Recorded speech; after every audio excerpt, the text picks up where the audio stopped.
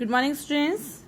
ये video class 6 के लिए है और हम पढ़ रहे हैं हिस्ट्री के अंदर chapter first the history of the world. इस चैप्टर की हमने रीडिंग कर ली थी। सोर्सेज ऑफ हिस्ट्री, यहाँ तक हमने इसकी रीडिंग कर ली थी। ठीक है, हिस्ट्री के बारे में हमने पढ़ा कि हिस्ट्री क्या होती है। उसके अलावा फिर हिस्ट्री के बारे में हम कैसे अध्ययन कर सकते हैं, कैसे जान सकते हैं, क्या सोर्सेज हैं। तो हमने सोर्सेज ऑफ हिस्ट्री जाना, आर्कियोलॉजिकल सोर्सेज और लिटरेरी सोर्सेज। ये 2 सोर्सेज होते हैं जिनके द्वारा हम हिस्ट्री को अच्छे से जान सकते हैं इनकी हेल्प से। ठीक है, अब हम आज पढ़ने वाले हैं कि आर्कियोलॉजिकल सोर्सेज जो होते हैं उसके अंदर कौन कौन से सोर्सेज हो सकते हैं, इसके क्या क्या पार्ट्स है, और लिटरेरी सोर्सेज के अंदर क्या पार्ट्स है। ठीक है, तो फर्स्ट ऑफ ऑल अपन लेंगे आर्कियोलॉजिकल सोर्सेज। देखो आर्कियोलॉजिकल सोर्सेज क्या होते हैं। Archaeological sources are the material remains of the people who lived in the past, such as buildings, houses, pots and pans, monuments, coin, tools, jewelry, inscription on stone walls, and piece of metal plates, food remain, etc. देखो archaeological sources, पुरातात्विक sources वो होते हैं जिसके अंदर, जिसमें इतिहास के अंदर या अतीत के अंदर जो मनुष्य रहा करते थे उनके जीवन के अवशेष होते हैं, है ना। उनके द्वारा जो जीवन जिया गया है उनके अवशेष होते हैं। उनके द्वारा बनाई गई चीज़ें जैसे house, pots, pen, monuments, coins वगैरह, टूल्स, औजार, ज्वेलरी, है ना, शिलालेख या पत्थरों पर लिखे गए मेटल प्लेट्स, फूड रिमेन, ये सारी चीज़ें जो मिलती हैं वो आर्कियोलॉजिकल सोर्सेज के अंदर आते हैं। और इन सभी चीज़ों के द्वारा हम हिस्ट्री के बारे में अच्छे से जान सकते हैं। These help in reconstructing the past, और ये हमारे इतिहास का पुनर्निर्माण में हमारी मदद करता है। हम इसके द्वारा हम हमारे अतीत को अच्छे से जान सकते हैं।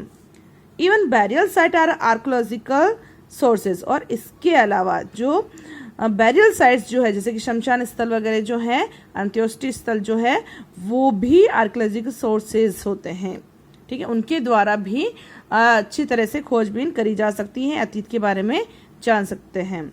Archaeological sources help us to reconstruct the history of a particular period for which we have no written records available, और इस आर्कियोलॉजिकल सोर्सेज के द्वारा हम हमारी हिस्ट्री के प्री हिस्ट्री के बारे में भी जान सकते हैं जिसका हमारे पास कोई भी लिखित में कोई अवशेष नहीं है, उसे भी हम इन आर्कियोलॉजिकल सोर्सेज के द्वारा अच्छे से जान सकते हैं इन चीज़ों की मदद से, है ना। जैसे फूड ग्रेन है, बचा हुआ खाने वगैरह के रिमेन्स वगैरह जो है, ये सारी चीज़ों की तरह हम अच्छे से आर्कियोलॉजी के बारे में जान सकते हैं। आर्कियोलॉजिकल सोर्सेज को अब हम अलग अलग तरह से बांटेंगे। जैसे सबसे पहले है फॉसिल्स रिमेन्स। फॉसिल्स रिमेन्स क्या होते हैं, देखो जीवाश्म अवशेष। Fossils are basically imprints of plants, animal और ह्यूमन प्रिजर्व इन रॉक। देखो फॉसिल्स क्या होते हैं, जीवाश्म के अवशेष जो कि चट्टानों पर प्रिंट हो जाते हैं। जैसे पृथ्वी पर हजारों साल पहले जो जीव जो थे या प्लांट्स जो हैं उनके प्रिंट जो है किसी चट्टान पर अंकित हो जाते हैं। उनकी हड्डियां वगैरह जो है वो चट्टान पर जो मिल जाती है, अंकित हुई छपी हुई जो मिल जाती हैं, उसे कहा जाता है fossils remain. These have been buried there for millions of years, है ना, ये लगभग हजारों साल पहले दफन हो गए होते हैं। These are usually the remains of the hard body parts such as bones or skull which have permanent mark on the rock due to long and continuous contact। और इसके अंदर क्या होता है, जैसे जानवरों की जो कठोर हड्डियां जो होती है वो हजारों साल बाद वो बहुत ज़्यादा कठोर होती है, तो हजारों साल के बाद में वो जो हड्डियां जो होती हैं वो उसकी कठोर रहने के कारण जो चट्टानें वगैरह जो होती है उस पर अंकित हो जाती है ना, छप जाती है, प्रिंट हो जाती हैं। तो उनके द्वारा भी हम आर्कियोलॉजिकल, ये भी एक आर्कियोलॉजिकल सोर्सेज के अंदर आता है और इसके द्वारा हम हिस्ट्री के बारे में अच्छे से जान सकते हैं। ठीक है, देन नेक्स्ट है बैरियल साइट्स। बैरियल साइट्स जिसमें मैंने आपको बताया था, the favourite place with the archaeologists are burial site as they get a lot of material evidence from such places। देखो बैरियल साइट्स जो है वो आर्कियोलॉजिस्ट जो होते हैं, पुरातात्विक जो होते हैं, उनका बहुत ही फेवरेट स्थान होता है क्योंकि यहाँ पर उन्हें बहुत सारी खोजबीन करके बहुत सारी चीज़ें मिल जाती हैं जिसके द्वारा वो अपने अतीत के बारे में जान सकते हैं। फिर टूल्स एंड इम्प्लीमेंट्स, ठीक है, औजार और उपकरण। Man use tools for running his day to day life smoothly. मनुष्य जो है वो अपनी लाइफ को आसान बनाने के लिए, उसके नित्य जो काम जो है, कार्य जो है, उनको आसानी से करने के लिए टूल्स का इस्तेमाल करता है, औजारों का इस्तेमाल करते हैं।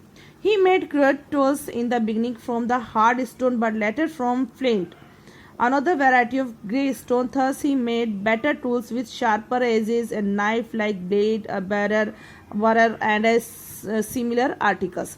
देखो पहले जो मनुष्य जो था, जब उसे हथियारों के बारे में, औजारों के बारे में इतना पता नहीं था, जैसे लोहे का आविष्कार नहीं हुआ था, तो उस समय जो मनुष्य जो है वो पत्थर के द्वारा पत्थर को औजार बनाकर उसका यूज में लेते थे। तो जब शुरू में जब उसने पत्थर का यूज़ करना सीखा, औजार उसके रूप में इस्तेमाल करना सीखा, तो वो ज़्यादा शार्प नहीं होते थे, है ना। फिर धीरे धीरे मनुष्य ने उसको बहुत अच्छे तरह से शार्प बनाना सीखा और फिर वो अच्छे से उनका इस्तेमाल करने लगा।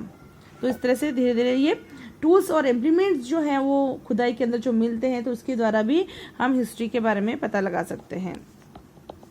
फिर है एडिक्ट्स एंड इंस्क्रिप्शन। देखो एडिक्ट क्या होता है? एडिक्ट होता है एक royal command. Royal command means होता है शाही आदेश, है ना।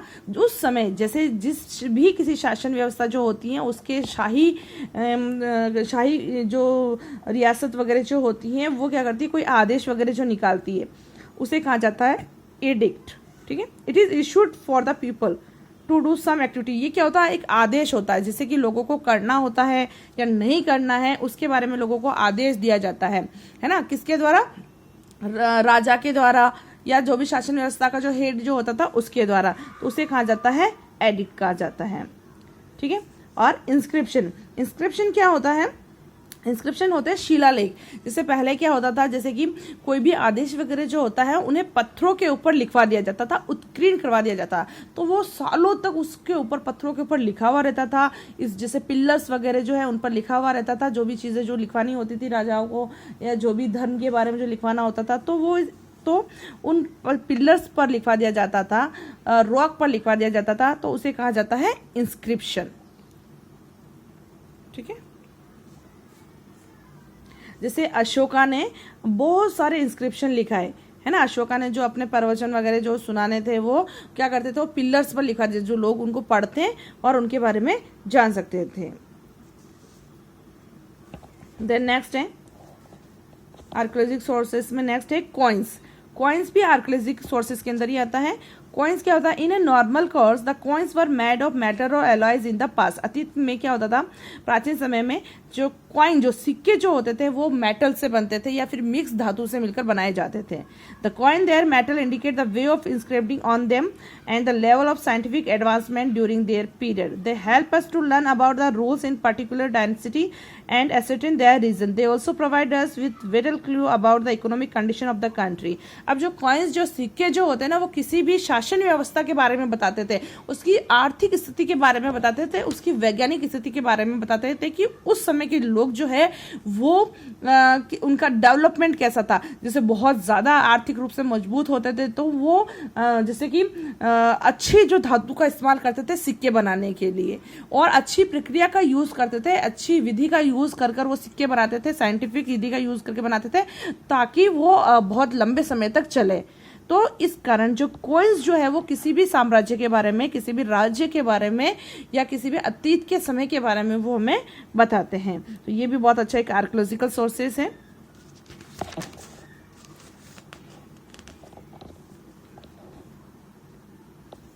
देन है आर्टिफैक्ट्स। आर्टिफैक्ट्स क्या होते हैं?